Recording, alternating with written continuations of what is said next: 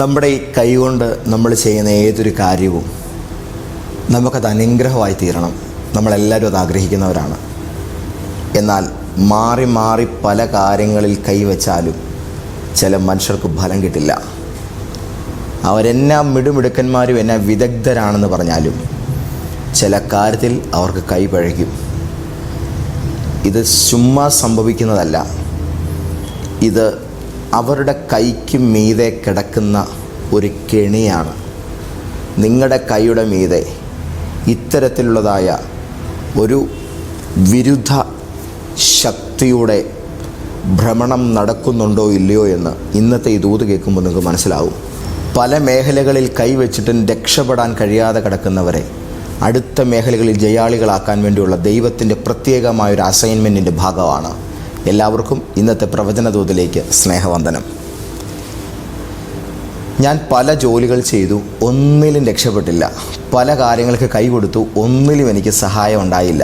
ചിലരെൻ്റെ കൈക്ക് അഡ്വാൻസ് തന്നു, പക്ഷേ അവർ വന്നില്ല. ഇങ്ങനെയുള്ള പരാതികൾ ഒരുപാട് പേരുടെ വായിൽ നിന്ന് ദിവസം പ്രതി കേൾക്കുന്നൊരു പാസ്റ്ററാണ് ഞാൻ. കാരണം അനേകർ പ്രതീക്ഷയുടെ പല കാര്യങ്ങൾക്ക് ഇറങ്ങിപ്പുറപ്പെടുന്നു, പക്ഷെ ഒന്നുപോലും സഫലമാകുന്നില്ല. ഒരു വാക്യം നിങ്ങൾ കേട്ടേ, ആവർത്തനം 30:9. നിൻ്റെ ദൈവമായ യഹോവ നിൻ്റെ കൈകളുടെ സകല പ്രവൃത്തിയിലും, കേട്ടോ, നിൻ്റെ ദൈവമായ യഹോവ നിൻ്റെ കൈകളുടെ സകല പ്രവൃത്തിയിലും നിൻ്റെ ഗർഭഫലത്തിലും മൃഗഫലത്തിലും കൃഷിഫലത്തിലും നിനക്ക് നന്മയ്ക്കായി അഭിവൃദ്ധി നൽകുകയും ചെയ്യും. എന്നാൽ ഇത് നടക്കണമെങ്കിൽ ചെയ്യേണ്ട കാര്യം എന്നാന്നുള്ളത് മുൻപേ പറയുന്നുണ്ട്. നീ മനസ്സ് തിരിഞ്ഞ് യഹോവയുടെ വാക്ക് കേട്ട് ഞാൻ ഇന്ന് നിന്നോട് ആജ്ഞാപിക്കുന്ന അവൻ്റെ സകല കൽപ്പനകളും അനുസരിച്ച് നടന്നാൽ ഇത് നിനക്ക് കിട്ടുമെന്നാണ് പറയുന്നത്.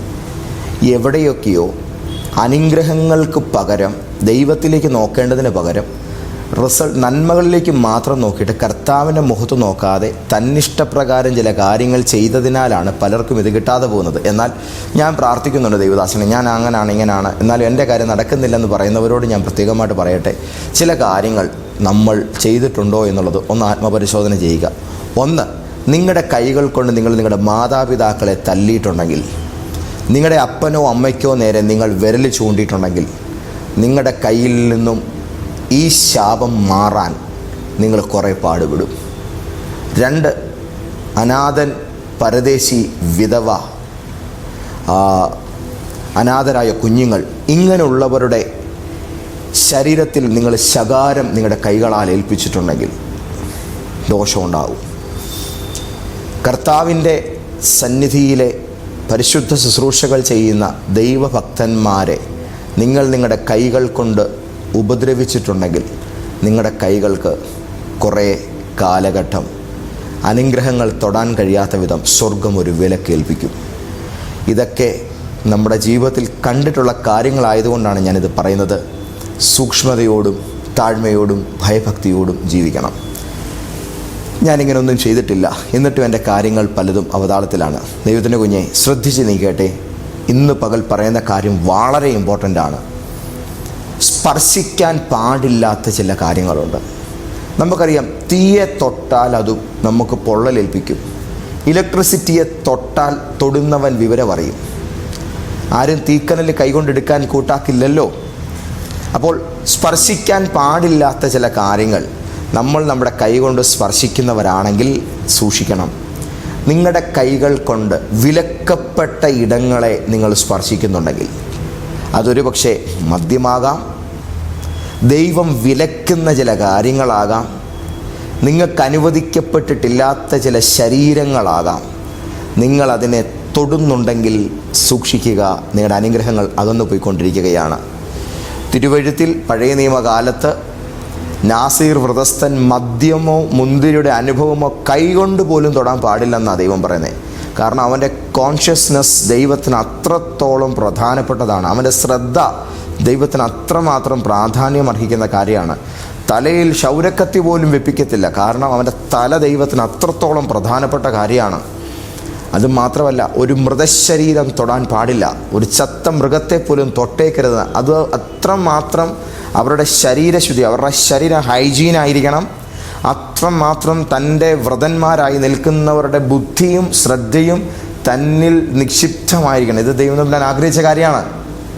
എന്നാൽ ഈ ശ്രദ്ധിക്കപ്പെടേണ്ട ശരീരത്തിന് പകരം ഇതിനെ മദ്യം കൊണ്ടും ലഹരി കൊണ്ടും മലിനമാക്കുന്ന, വേണ്ടാത്ത പല കാര്യങ്ങളാലും ഇതിനെ ഉന്മാദിപ്പിക്കുന്ന ആ ഹീനമായ കാര്യങ്ങൾ പലപ്പോഴും നിങ്ങളുടെ ജീവിതത്തിന് ദോഷം വരുത്തും.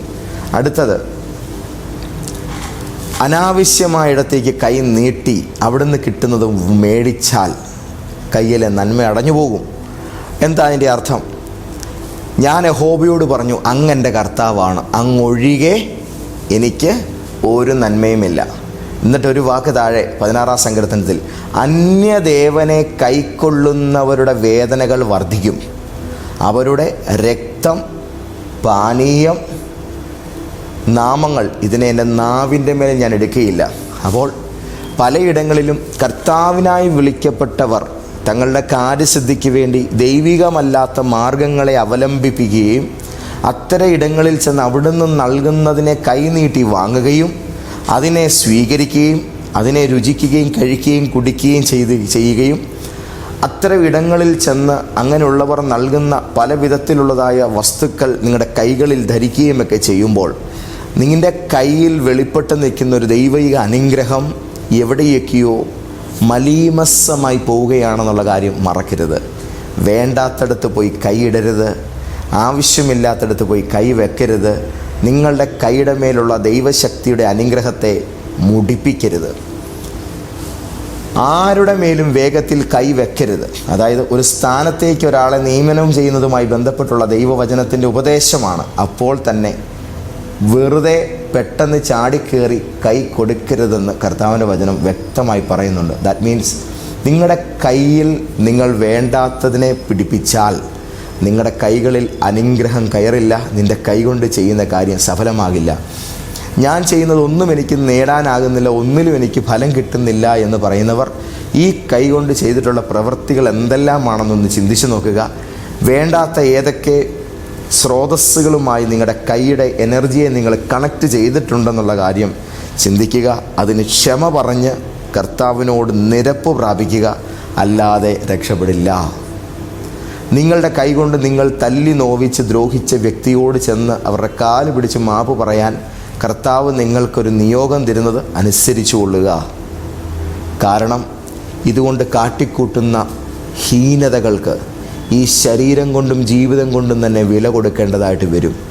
ദൈവമക്കളെ, വേണ്ടാത്തത് ചെയ്യാതിരിക്കുക, അനാവശ്യമായതിലേക്ക് കൈനീട്ടാതിരിക്കുക. കൂടുതൽ കാര്യങ്ങൾ പറയണ്ടല്ലോ, നിങ്ങൾക്ക് ഏകദേശം കാര്യങ്ങളുടെ ഒരു കിടപ്പ് മനസ്സിലായിട്ടുണ്ടല്ലോ. ഇനിയും ഇതിനെ എങ്ങനെ നേരെയാക്കണം? യേശുവിനെ ക്രൂശീകരിക്കാൻ അനുമതി കൊടുത്ത പീലാത്തോസ് വെള്ളമുള്ളിടത്തെല്ലാം ചെന്ന് കൈ കഴുകി ഈ നീതിമാന്റെ രക്തത്തിൽ എനിക്ക് കുറ്റമില്ല എന്ന് പറഞ്ഞ് കൈ കഴുകി നടന്നു. യേശുവിൻ്റെ ക്രൂശ് മരണത്തോടെ അയാൾക്ക് ഭ്രാന്ത് പിടിച്ചു. ആ ഭ്രാന്ത് പിടിച്ചിട്ട് പിന്നീട് അയാളുടെ ചരിത്രം പറയുന്നത് അയാൾ വെള്ളം കാണുന്ന എല്ലായിടത്തും പോയി കൈ കഴുകുമായിരുന്നു. തെരുവിൽ കിടക്കുന്ന വെള്ളത്തിൽ പോയി കൈ കഴുകും, തോട് കണ്ടാൽ തോട്ടിൽ പോയി കൈ കഴുകും. അങ്ങനെ കൈ കഴുകി അയാൾ മരണമടയുകയായിരുന്നു. നോക്കുക, നിരപരാധിയെ ക്രൂശിക്കാൻ കൽപ്പന എഴുതിയവൻ്റെ കൈ അവന് ജീവിതകാലം മുഴുവൻ വിനയായി തീർന്നു. നമ്മുടെ കൈകൾ എവിടെയൊക്കെയോ ബന്ധിക്കപ്പെടുന്നതിൻ്റെ കാരണം നമ്മൾ തന്നെ ആ കൈ അനാവശ്യമായി നീട്ടിക്കൊടുക്കുന്നതിനാലാണ്. ഞാൻ എൻ്റെ കൈകളെ കുറ്റമില്ലായ്മയിൽ കഴുകി എന്ന് പറയാൻ നമുക്ക് കഴിയട്ടെ. നമുക്കിതിനകത്തൊന്ന് വിടുതൽ പ്രാപിക്കാനുള്ള എളുപ്പ വഴി ഞാൻ ആദ്യമേ തന്നെ പറയുന്നു. എവിടെയെല്ലാം ഈ കൈ കൊണ്ട് പോയിട്ടുണ്ടോ അവിടെയെല്ലാം ദൈവത്തോട് ക്ഷമ പറയണം, തിരിച്ചു വരണം. രണ്ടാമത്തെ കാര്യം, ആരുമൊക്കെയായിട്ട് ഇത് അനാവശ്യമായ കാര്യങ്ങൾക്ക് കൈ കൊടുത്തിട്ടുണ്ടോ അവിടുത്തെ എല്ലാം തമ്പുരാനോട് സോറി പറഞ്ഞ് ആ വ്യക്തികളുമായിട്ടുള്ള ഇടപാടുകൾ പിൻവലിച്ച് വരണം. ഏതൊക്കെ വിജാതീയമായിരിക്കുന്ന ശക്തി കേന്ദ്രങ്ങളിൽ നിങ്ങളുടെ കൈയുടെ വിശുദ്ധിയെ നിങ്ങൾ മലീമസമാക്കാൻ നീട്ടിയിട്ടുണ്ടോ അതിനെല്ലാം ദൈവത്തോട് ക്ഷമ പറഞ്ഞ് മടങ്ങി വന്ന് നിങ്ങളുടെ കൈകളെ വിശുദ്ധമായി, നിങ്ങളുടെ ശരീരങ്ങളെ ജീവനും വിശുദ്ധിയും ദൈവത്തിന് പ്രസാദവുമുള്ള യാഗമായി സമർപ്പിപ്പിന്നാണ് പറഞ്ഞേക്കുന്നത്. അങ്ങനെ തന്നെ ചെയ്യണം. ഈ കൈകൾ അശുദ്ധമായിരിക്കെ ഒരിക്കലും കർത്താവിൻ്റെ തിരുമേശയെ സ്പർശിക്കുക പോലും അരുത്. അതൊക്കെ വലിയ വിപത്തുകളുണ്ടാക്കും. ഫൈനലി നമുക്ക് വേണ്ടി കാൽവറിയിൽ മരിച്ച നമ്മുടെ കർത്താവായ യേശുവിൻ്റെ ശരീരത്തെ ധ്യാനിക്കുമ്പോൾ നമ്മുടെ കർത്താവിൻ്റെ ഇരു കരങ്ങളും ക്രൂശിൽ തുളയ്ക്കപ്പെട്ടതായിട്ട് നമുക്ക് കാണാൻ കഴിയുന്നുണ്ട്. അപ്പോൾ എൻ്റെ കൈകൾ തൊടുന്നതിൽ എനിക്ക് ജയം ലഭിപ്പാൻ തക്കവിധം അവിടുത്തെ പുണ്യാഹമായിരിക്കുന്ന തൃക്കരങ്ങൾ എനിക്ക് വേണ്ടി കാൽവറിയിൽ തുളയ്ക്കപ്പെട്ടു, അതെൻ്റെ പേർക്കായിരുന്നുവെന്ന് ഏറ്റു പറഞ്ഞുകൊണ്ട് യേശുവിൻ്റെ തുളയ്ക്കപ്പെട്ട കരങ്ങളെ ധ്യാനിച്ച് ഇനി എൻ്റെ കരങ്ങൾ ഞാൻ അങ്ങേക്ക് സമർപ്പിക്കുന്നു എന്ന് പറഞ്ഞ് കാൽവറിനാഥനായ കർത്താവാം യേശുവിന് നിങ്ങളുടെ കൈകളെ പൂർണ്ണാർപ്പണം ചെയ്ത് പ്രാർത്ഥിച്ചിട്ട് നിങ്ങൾക്ക് ഒരു വിമോചനമായി എന്നുള്ളിലൊരു ബോധ്യം സ്ഥിരീകരിക്കപ്പെട്ട് കഴിഞ്ഞ ശേഷം ഒരു ഉദ്യമത്തിനിറങ്ങിയാൽ അത് വിജയിക്കും, ഒരു കാര്യത്തിന് പോയാൽ അത് സാധ്യമാകും. അല്ലെങ്കിൽ ഈ പാറ്റേൺ പിന്നെ റിപ്പീറ്റ് ചെയ്യും. നിങ്ങളുടെ കൈകളിൽ നിന്ന് ചിലത് മാറും. ഞാൻ ഇങ്ങനെയുള്ള ശുശ്രൂഷകൾ പലരുടെയും ലൈഫിൽ ചെയ്തപ്പോൾ പലരുടെയും കൈകളിലുള്ളതായ ഉണങ്ങാത്ത മുറിവുകൾ ഉണങ്ങുന്നതും ഈ ചർമ്മത്തിലുള്ള കറുത്ത തടിപ്പുകൾ വരെ മാറിപ്പോകുന്നത് കണ്ടിട്ടുണ്ട്. അതുകൊണ്ടാണ് പറയുന്നത്, ഇത് വലിയ പ്രാധാന്യം അർഹിക്കുന്ന കാര്യമാണ്. പിന്നീട് കൈവെക്കുന്നതെല്ലാം വിജയമായിട്ടുണ്ട്. ചില ശാപങ്ങൾ നിങ്ങളുടെ കൈകളുടെ മേൽ വ്യാപരിക്കുന്നതിനെ നിങ്ങൾ പറിച്ചു കളയുക. തൻ്റെ കയ്യിൽ കടിച്ചു തൂങ്ങിയ അണലിയെ പൗലോസ്ലിഹ കുടഞ്ഞു കളഞ്ഞു എന്നാണ് എഴുതിയേക്കുന്നത്. അപ്പോൾ പലരുടെയും കയ്യിൽ കടിച്ചിട്ട് അത് ചുറ്റിപ്പിണഞ്ഞ് അവിടെ ഇരുന്ന് അത് പൊരുന്നിരുന്ന് അതല്ലെങ്കിൽ അത് അടയിരുന്ന് പിന്നെയും അത് കുഞ്ഞുങ്ങളെ ജനിപ്പിക്കുന്ന തരത്തിലാണ് പലരുടെയും കൈകൾ പാമ്പും കൂടുകളായി മാറിയേക്കുന്നത്. വേണ്ട വേണ്ട വേണ്ട, നമുക്ക് അനാവശ്യമായതൊന്നും വേണ്ട. നമ്മുടെ കൈകൾ കാൽവറിയിലെ പരിശുദ്ധമായ യേശുവിൻ്റെ രക്തത്താൽ കഴുകപ്പെടട്ടെ. നിലപാടുകളിൽ മാറ്റം വരട്ടെ. കർത്താവിലേക്ക് തിരിയാം. ഞങ്ങളുടെ ദൈവമേ, സ്വർഗീയ പിതാവേ, ഞങ്ങളുടെ കൈകൾ തൊടുന്നതിലെല്ലാം ഞങ്ങൾക്ക് അനുഗ്രഹം തരുവാൻ അവിടുന്ന് ഞങ്ങളുടെ കൂടെ ഉള്ളതുകൊണ്ട് ഞങ്ങൾ നന്ദി പറയുന്നു. ഇന്ന് ഈ ദൂത് കേട്ട അങ്ങയുടെ മക്കൾ അവരുടെ ജീവിതത്തിൽ ഭവിച്ചു പോയിട്ടുള്ളതായ പിഴവുകൾക്ക് അങ്ങയോട് മാപ്പ് പറഞ്ഞ് പ്രാർത്ഥിക്കുമ്പോൾ അങ്ങയുടെ അനുതാപത്തിൻ്റെ കർത്താവ് മനസ്സുമായി എത്തുന്നവരുടെ മേൽ ചൊരിയപ്പെടുന്നതായ ക്ഷമയുടെ ശക്തി ഇവരുടെ മേൽ ചൊരിഞ്ഞ് അങ്ങയുടെ മക്കളെ ഈ ദുരിതങ്ങളിൽ നിന്ന് തിരികെ കയറ്റുവാൻ തക്കവിധം കരുണയാകണമേ എന്ന് പ്രത്യേകം ഞാൻ പ്രാർത്ഥിക്കുന്നു. ദയ തോന്നി അനുഗ്രഹിക്കണമേ. യേശു ക്രിസ്തുവിൻ്റെ നാമത്തിൽ തന്നെ. ആമേൻ, ആമേൻ, ആമേൻ. ഈ വചനങ്ങൾ കേട്ടനുസരിച്ച് ചെയ്തുകൊള്ളുക. നിങ്ങളെ ദൈവം അനുഗ്രഹിക്കട്ടെ. ഞായറാഴ്ചയും വെള്ളിയാഴ്ചയും കോട്ടയത്ത് നടക്കുന്ന ലൈഫ് ചേഞ്ചർ പ്രോഫറ്റിക് സഭയുടെ ആരാധനയിൽ വരിക. വലിയ വിടുതലുകൾ നേരിട്ട് നിങ്ങൾക്ക് പ്രാപിക്കാം.